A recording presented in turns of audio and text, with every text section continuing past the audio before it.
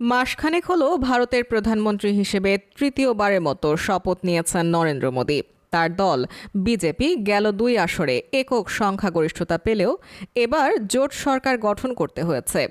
আর গেল নির্বাচনে ভরাডুবি হওয়া কংগ্রেস এবার চমক দেখিয়েছে। বিজেপির 240 আসনের বিপরীতে কংগ্রেস জয় পায় 99টি আসনে।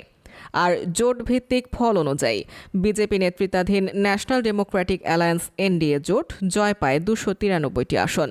অপরদিকে কংগ্রেস নেতৃত্বাধীন Indian national developmental inclusive alliance India জোট আসন পায় 233টি।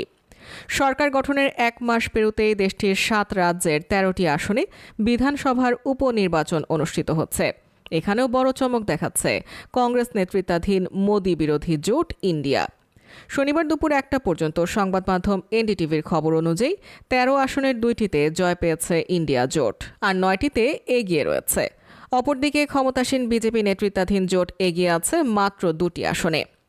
পাঞ্জাব রাজ্যের জালান্ধর পশ্চিমে 23,000-এর বেশি ভোটে জয় পেয়েছে ইন্ডিয়া জোটের সঙ্গী ও আম আদমি পার্টির নেতা মহেন্দ্র ভগত। মধ্যপ্রদেশের অমরওয়ার আসনে কংগ্রেসের ধীরেন শাহ ইনভাতি 4,000-এর বেশি ভোটে জয় পেয়েছেন।